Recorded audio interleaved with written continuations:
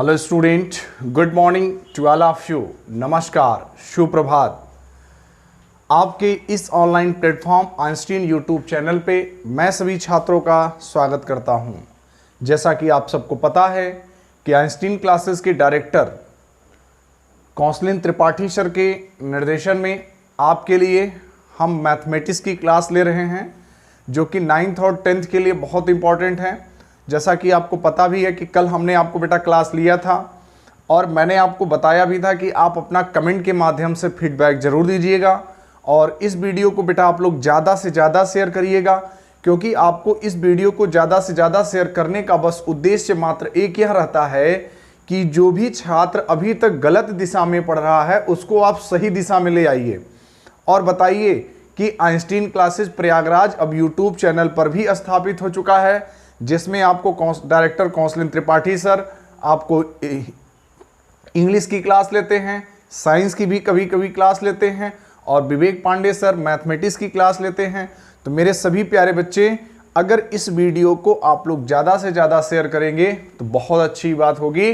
और जो भी लोग अभी तक चैनल को सब्सक्राइब नहीं किए हैं तो प्लीज़ सभी स्टूडेंट चैनल को सब्सक्राइब कर देंगे और बेल आइकन का बटन जरूर दबा देंगे और ऊपर आल का बटन दबाइएगा, नीचे नन का बटन नहीं दबाना है।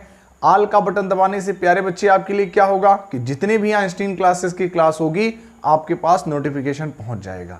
इसी के साथ हम अपने टॉपिक की शुरुआत करते हैं। आज के इस वीडियो में प्यारे स्टूडेंट बता दें, आपके लिए बहुत खास लेकर के आएंगे। इस वीडियो को पूरा देखिएगा, जब तक खत्म नहीं होता है तब तक आप देखते रहेंगे, जिससे कि पूरी कहानी आपको समझ में आ जाएगी कि पॉलिनोमियल्स क्या होता है। कल के वीडियो में आपको एक्सप्रेशन के बारे में बताया था।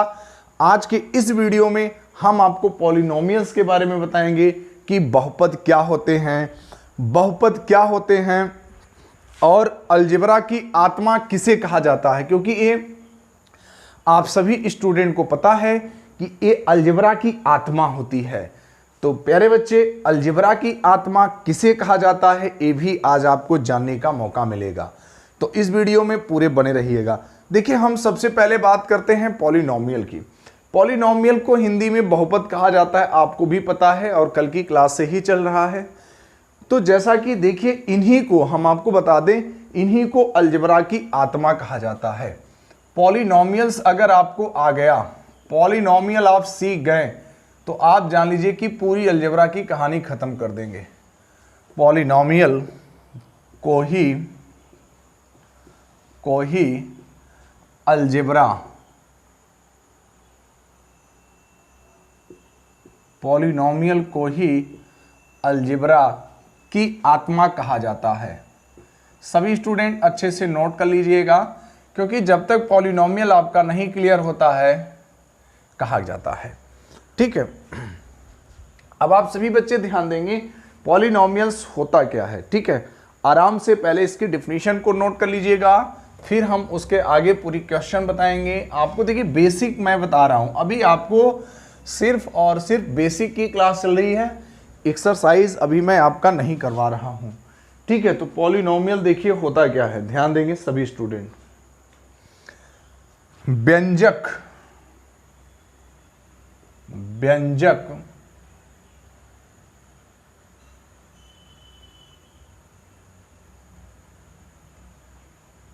A0, ठीक है, ध्यान देंगे, व्यंजक A0 plus A1x plus A2, ध्यान देंगे बच्चों, प्लस A2। अब x पे 1 नहीं लिखा जाता है, ठीक है, आप समझ जाएंगे, plus A2x square, A3x cube,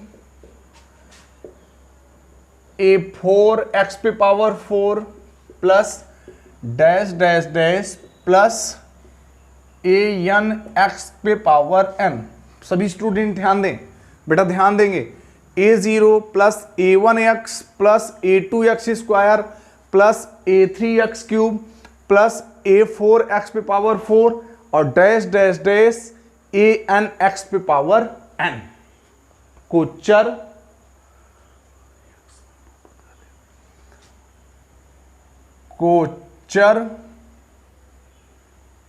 x में बहुपद कहते हैं। को चर x में बहुपद कहते हैं, को चर x में बहुपद कहते हैं। ध्यान से ध्यान देंगे, इनको क्या कहा जाएगा? बहुपद कहा जाएगा। अब एक बात आप ध्यान देंगे, a0, a1, a2, a3, a4 क्या होता है? ठीक है, जहां आप दिखाएंगे, ठीक है, जहां a0, a1, a2, a3, a4 dash dash dash an क्या होता है? ध्यान से समझेंगे, ध्यान देंगे। इनको क्या कहा जाता है? बहुपद का गुणांक कहते हैं। इनको क्या कहेंगे? बहुपद का गुणांक कहा जाता है। क्या कहा जाएगा बेटा? इनको बहुपद का गुणांक कहा जाता है। बहुपद का गुणांक कहा जाता है, पॉलिनोमियल कोफिशिएंट। गुणांक को अगर हम इंग्लिश की बात करेंगे तो गुणांक जो होता है वो कोफिशिएंट होता है।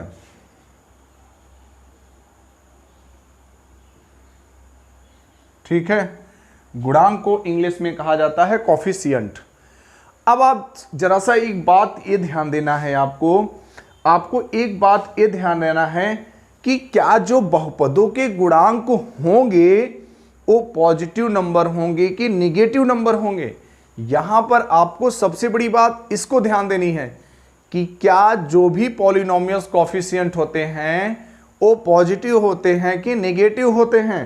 तो सभी स्टूडेंट एक बात नोट करके लिख लीजिएगा, जो वास्तविक संख्याएं होती हैं और n जो होता है एक ऋणोत्तर पूर्णांक होता है, मतलब ऋणोत्तर को कहा जाता है नॉन इंटीजर नंबर।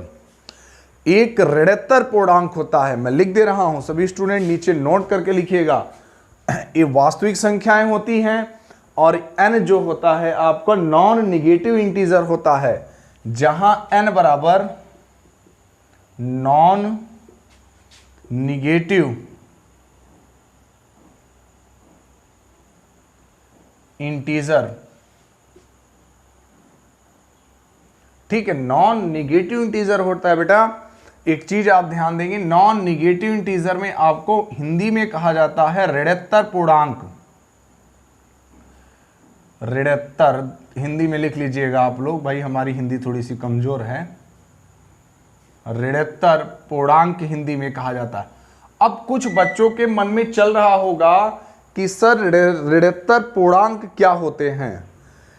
ऋणोत्तर पूर्णांक उसको कहा जाता है, ध्यान देंगे, नॉन नेगेटिव इंटीजर उसको कहा जाता है इंक्लूड जीरो। ठीक है, क्या होता है? टू इंक्लूड जीरो, जिसमें जीरो भी इंक्लूड होता है वही आपका ऋणोत्तर पूर्णांक कहा जाता है। अब आप कहोगे सर कि जीरो को क्यों इंक्लूड कर रहे हो? तो यहां आप ध्यान दीजिए, जो बेसिक ऊपर मैंने आपको एक कॉन्सेप्ट लिखा है, देखिए A0, अगर यहां पे नॉन ऋणोत्तर पूर्णांक नहीं होता तो पॉलिनोमियल्स के कॉन्सेप्ट गलत हो जाते। इसलिए n जो होता है नॉन ऋणोत्तर पूर्णांक होता है। तो कुल मिला जुला करके आपका जो एक कॉन्सेप्ट निकल के आया पॉलिनोमियल का, वो देखिए क्या निकल के आया है, ध्यान से समझ लेंगे। और इसी कॉन्सेप्ट पे आपकी पूरी कहानी है अलजेब्रा की। ठीक है, ध्यान से देखें, इसी कॉन्सेप्ट के आप पे पूरी कहानी है अलजेब्रा की। ध्यान दें, a0 x पे पावर 0 प्लस a1 x। अब इसको आप ध्यान देंगे, x1 लिख सकते हो, प्रश्न पे कोई फर्क नहीं पड़ने वाला है। a2 x square, a3 x cube, a4 x पे power 4 plus dash dash dash an x पे पावर n। ठीक है, जिसको आप इसको घेरे में बना दीजिए, जिससे आपके लिए फॉर्मूला निश्चित रूप से रट जाना चाहिए। याद करने की कोई बात नहीं है, हमने काफ़ी बेसिक से आपको बताया, जिससे कि आपकी चीज़ें बिल्कुल क्लियर हो रही होंगी और उम्मीद करते हैं कि सभी विद्यार्थियों को समझ में आएगा। ठीक है, तो यहां पर चीजें बिल्कुल आप क्लियर कर सकते हो, आपके लिए डाउट नहीं होना चाहिए। ठीक है, स्क्रीनशॉट लेना चाहते हैं तो स्क्रीनशॉट भी ले लीजिएगा। चलिए अब हम बात करेंगे, अब आप सभी प्यारे बच्चे देखेंगे कि क्या कौन से इक्वेशन जो होते हैं पॉलिनोमियल होंगे, कौन से इक्वेशन पॉलिनोमियल्स नहीं होते हैं, आपको उसको बताना है। ठीक है, जो आपके डायरेक्ट एक्सरसाइज में दिया हुआ है और डायरेक्ट एग्जाम में भी आपसे पूछा जाता है।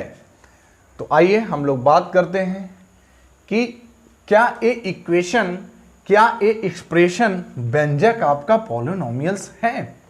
ठीक, हम लोग इसकी बात करेंगे। प्यारे स्टूडेंट, अगर आपको कोई प्रॉब्लम होती है तो कमेंट के माध्यम से अपना फीडबैक जरूर दीजिएगा, क्योंकि आप लोग अगर वीडियो देखना है, आप वीडियो देख रहे हैं तो कमेंट जरूर करिएगा, क्योंकि मैं पूरा कमेंट चेक करता हूं। ठीक है, कल एक दो स्टूडेंट का बस कमेंट आया था। आज मैं उम्मीद करूंगा कि जितने भी विद्यार्थी या जितने भी मेरे दोस्त यार भाई बंधु सगे वीडियो को देखेंगे, सब लोग कमेंट के माध्यम से अपना फीडबैक जरूर दीजिएगा। कमेंट हमारे लिए बहुत इंपॉर्टेंट है प्यारे बच्चों, नहीं तो हमें कैसे पता चलेगा कि आप मेरी बात समझ पा रहे हो या नहीं समझ पा रहे हो। मैं जो कहना चाहता हूं आपसे कि आप समझ लेते हो कि नहीं समझ लेते हो, तो कमेंट आप जरूर करिएगा। आप इस वीडियो में बने रहिएगा, अगली बात हम आपसे करेंगे। अगली बात क्या करने वाले हैं, ध्यान देंगे सभी स्टूडेंट, ये ध्यान देंगे। अगली बात ये है कि विच इज पॉलिनोमियल्स।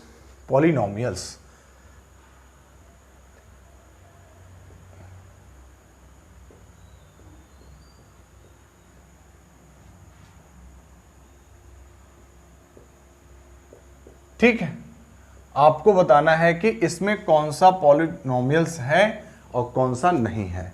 देखिए, पहला हम आपसे पूछ रहे हैं, कमेंट के माध्यम से आप लोग जरूर बताइएगा।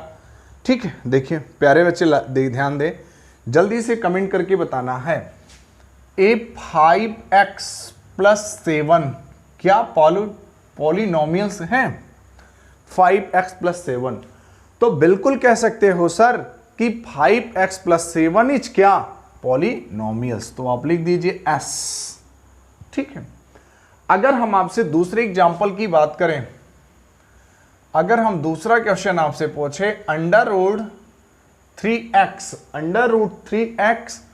5 क्या पॉलिनोमियल्स हैं। √3x - 5 क्या पॉलिनोमियल्स हैं, तो आप सीधे सीधे कह सकते हो नो, क्योंकि कभी भी हमेशा याद रखिएगा जब रूट की वैल्यू आ जाती है, रूट की वैल्यू आने पर ये वैल्यू आपकी पॉलिनोमियल्स नहीं होगी, क्योंकि अगर ये रूट में x लिखा हुआ है तो यहां एग्जांपल देख लीजिएगा क्यों नहीं होगा। इसको आप लिख सकते हो x⁻² 1/2। जब बेटा आप फ्रैक्शन के रूप बन जाते हैं, तो जब भी फ्रैक्शन के रूप बनेगा तो आप देखोगे क्या ये इंटीजर के फॉर्म में है, तो आप कह सकते हो कि नो सर इंटीजर के फॉर्म में नहीं है। और जब भी आपके इंटीजर के फॉर्म में नहीं होंगे तो वो पॉलिनोमियल्स नहीं कहलाएंगे। इतनी बात आप याद रखिएगा, कभी भी पॉलिनोमियल्स इंटीजर में नहीं रहेगा तो कभी नहीं होगा। हमेशा आपको चेक करना है कि नॉन नेगेटिव इंटीजर होना बहुत इंपॉर्टेंट है, तभी वो क्वेश्चन आपका पॉलिनोमियल हो सकता है। ठीक है, तो यहां से इसको आप कह सकते हो कि नो सर ये पॉलिनोमियल नहीं है। ठीक है, नो में आंसर देना है। अगला कमेंट करके आपको बताना है, अगला आपको कमेंट करके बताना है, हम इसके फीडबैक का वेट करेंगे। आप 2 क्वेश्चन हम आपको दे रहे हैं, इसका आंसर आप जरूर बताइएगा कि पॉलिनोमियल है या नहीं है। ठीक है, हम इसके कमेंट का आपसे वेट करेंगे। जैसे हम आपसे कह दें 17 √x माइनस या +95, अब इसको आपको कमेंट करके बताना है कि पॉलिनोमियल्स है कि नहीं। ठीक है, आपसे क्वेश्चन पूछा गया है, हम आपका कमेंट का वेट करेंगे। इसके बाद हम आपसे चौथा क्वेश्चन देते हैं, चौथा क्वेश्चन का भी आप कमेंट करके आंसर बताओगे, हम आपके कमेंट का वेट करेंगे। 3x² + 9 क्या पॉलिनोमियल्स है, आप कमेंट करके आंसर बताओगे। ठीक है, और ओनली ये भी आपको कमेंट करके बताना है, क्या 25 पॉलिनोमियल्स है, इसको भी आप कमेंट करके बताएंगे। ठीक है, एक लास्ट क्वेश्चन और दे रहा हूं यहां पे। लास्ट क्वेश्चन है आपका छठवां, -7 क्या पॉलिनोमियल्स है? आप तीनों क्वेश्चन को, चारों क्वेश्चन जो दिए गए हैं, तीसरा नंबर, चौथा नंबर, पांचवा नंबर और छठा नंबर, 6 नंबर, आप इनको कमेंट करके बताएंगे। मैं आपके कमेंट का वेट करूंगा। ठीक है, इस चीज को आप जल्दी से जल्दी कमेंट करके बताना, मैं आपके कमेंट का वेट करूंगा। ठीक, अगर आपका आंसर आता है तो आप लिखेंगे एस, अगर इसके लिख दीजिएगा। जैसे आंसर कैसे दोगे, जैसे आप क्वेश्चन नंबर 3 लिख के 3 पर एस कर देंगे, 3S, no S, no S, no, इस तरह से। क्वेश्चन नंबर अगर 6 नो है तो नो, एस है तो एस। इस तरह से आपके कमेंट का हम वेट करेंगे और सभी बच्चे कमेंट करके जरूर बताइएगा, ठीक है, कि पॉलिनोमियल है या नहीं है। अब देखिए कि पॉलिनोमियल और व्यंजक में डिफरेंट क्या होते हैं। तो यहां से एक चीज कह सकते हो कि जितने भी एक्सप्रेशन होते हैं वो सभी पॉलिनोमियल होंगे, लेकिन सभी पॉलिनोमियल एक्सप्रेशन नहीं हो सकते हैं। इतना आप आराम से कह सकते हो, आपको कोई प्रॉब्लम नहीं होना चाहिए। एक नोट करके लिखना चाहते होंगे तो लिख लीजिएगा कि सभी बहुपद व्यंजक हैं, लेकिन सभी व्यंजक बहुपद नहीं हैं। एक नोट करके आप लोग लिख लीजिएगा, सभी, नोट करके बच्चे लिख लेंगे, सभी बहुपद व्यंजक हैं, सभी बहुपद व्यंजक हैं, सभी बहुपद व्यंजक हैं, ठीक है, लेकिन सभी व्यंजक बहुपद नहीं हैं। लेकिन सभी बहुपद, लेकिन सभी बहुपद,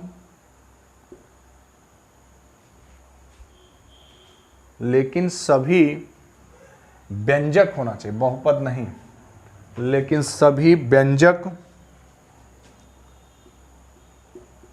सभी व्यंजक बहुपद नहीं हैं, बहुपद नहीं हैं, सभी व्यंजक बहुपद नहीं हैं। इसको आप नोट करके लिख दीजिएगा, all polynomials expression but all expression is not polynomial. अच्छे से नोट करके लिख लीजिएगा, ठीक है। तो जल्दी से आप कमेंट के माध्यम से आंसर बताएंगे। हम उम्मीद करते हैं कि चीज़ें आपको समझ में आ रही होंगी। हम आपके क्वेश्चन का वेट करेंगे। अब देखिए, आपका अगला जो हम क्वेश्चन एक और आपको विकल्प में बता रहे हैं, ध्यान से चीज़ों को समझने का प्रयास करिएगा, ठीक है। अब यहीं से हम आपको सिखा दें कि आपके कांस्टेंट टर्म क्या होते हैं। कांस्टेंट टर्म क्या होते हैं, हमने कल आपको कांस्टेंट पे बात किया था। किस पे बात किया था? कांस्टेंट पे हमने आपसे कल प्यारे बच्चे बात किया था। अब आज उसी की अगली कड़ी है। हमने आपको पॉलिनोमियल सिखाया, पॉलिनोमियल में क्वेश्चन दिया, आपके कमेंट का वेट करेंगे।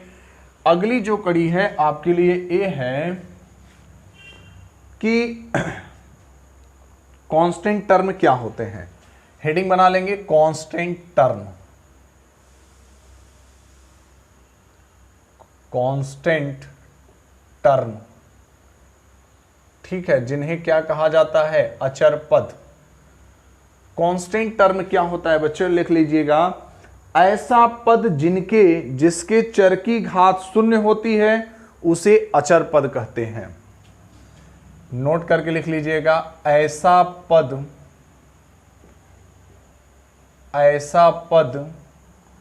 जिसके चर की घात शून्य होती है, जिसके चर की घात शून्य होती है, ऐसा पद जिसके चर की घात शून्य होती है उसे अचर पद कहते हैं, उसे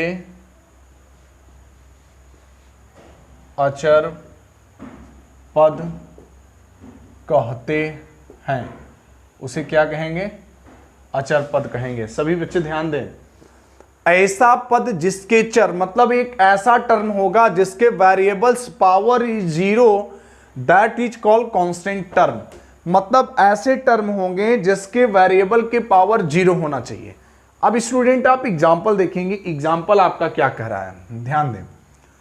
एग्जाम्पल है जैसे 7x पे पावर 5, ठीक है, -9x स्क्वायर, -7x और -20। अब आपको ये बताइए कि ऐसा कौन सा चर है जिसके, अब आपको हमने कल की क्लास में बता रखा था अच्छे से वेरिएबल एंड कांस्टेंट, हमने कल आपको अच्छे से वेरिएबल एंड कांस्टेंट के बारे में डिफाइन कर रखा था। तो आप सीधे सीधे यहां पे बता सकते हो कि सर जो कांस्टेंट टर्म है, कांस्टेंट टर्म आपका कौन सा होगा, 20 आपका कैसा टर्म है, कांस्टेंट टर्म है, क्योंकि यही एक ऐसा टर्म है जिसके पावर क्या हो सकता है, 0 हो जाएगा, कांस्टेंट टर्म है। तो इसके आप लिख सकते हो 20 x पे पावर 0। और आपको ये भी पता है प्यारे बच्चे, नहीं पता है तो आप जान लीजिएगा कि कभी भी एक बात हमेशा याद रख लेंगे सभी स्टूडेंट, ठीक है, एक बात हमेशा याद रखिएगा सभी विद्यार्थी कि कभी भी किसी भी संख्या के पावर यदि 0 हो जाता है, जैसे x पे पावर 0 है, तो इसको आप सीधे सीधे एक्सपोनेंट में आपको पढ़ाया जाता है कि a के पावर 0 की जो वैल्यू होती है 1 होती है। तो जब प्यारे बच्चे x पे पावर 0 हो जाएगा तो सीधे सीधे आप कह सकते हो कि 20 इंटू 1 इक्वल टू कितना, 20। तो ये आपका कैसा टर्म हो गया, ये आपका कांस्टेंट टर्म हो गया, ठीक है, कैसा टर्म हो जाएगा, ये कांस्टेंट टर्म हो जाएगा। उम्मीद करते हैं कि सभी विद्यार्थियों को कांस्टेंट टर्म समझ में आया होगा और आप लोगों को कोई प्रॉब्लम नहीं हुआ होगा। तो चीज़ों को आप लोग डिटेल में नोट करते जाइएगा, एक प्रॉपर नोट जरूर बना लीजिएगा, क्योंकि जब तक आप एक प्रॉपर नोट नहीं बनाओगे तब तक चीज़ें आप समझ नहीं पाओगे, ठीक है। अब देखिए, आज हमने आपको पॉलिनोमियल सिखाया, पॉलिनोमियल्स के बाद हमने आपको क्या बताया, हमने आपको बताया कि कांस्टेंट टर्म क्या होता है। अब जो अगली क्लास है, अगली क्लास आपकी है डिग्री ऑफ पॉलिनोमियल्स।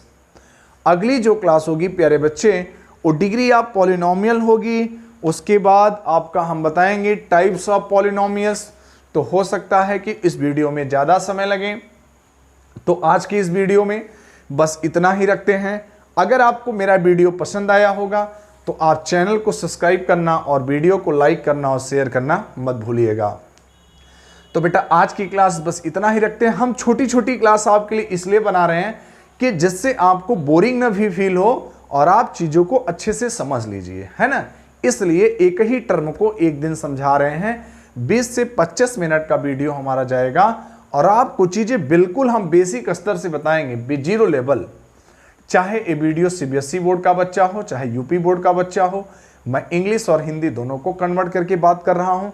तब पर भी मैं आपसे कह रहा हूँ कि कोई भी आपको प्रॉब्लम होगा तो फीडबैक अपना जरूर दीजिएगा। आज के लिए बस इतना ही रखते हैं, बाकी अगली मुलाकात कल होगी। आप लोग घर में रहिएगा। आज 27 जून है। हमारे उन सभी भाइयों बहनों का रिजल्ट का इंतज़ार होगा जिन्होंने बोर्ड का एग्ज़ाम दिया होगा। तो मैं रिजल्ट की सभी प्यारे बच्चों के लिए ढेर सारी शुभकामना देता हूं और अग्रिम बधाई देता हूं कि सभी मेरे प्यारे बच्चे जो पीछे पढ़े हुए हैं सभी छात्र सफल हो जाएं, ठीक है। तो आज उन सब भाइयों बहनों का रिजल्ट का वेट है और मिठाई भी खूब मिलेगी। आपको आइंस्टीन क्लासेस की तरफ से मिठाई भी खिलाई जाएगी और जो भी बच्चे पास होंगे कॉन्टैक्ट नंबर पे जरूर संपर्क कर लेंगे आइंस्टीन क्लासेस के। बहुत बहुत धन्यवाद।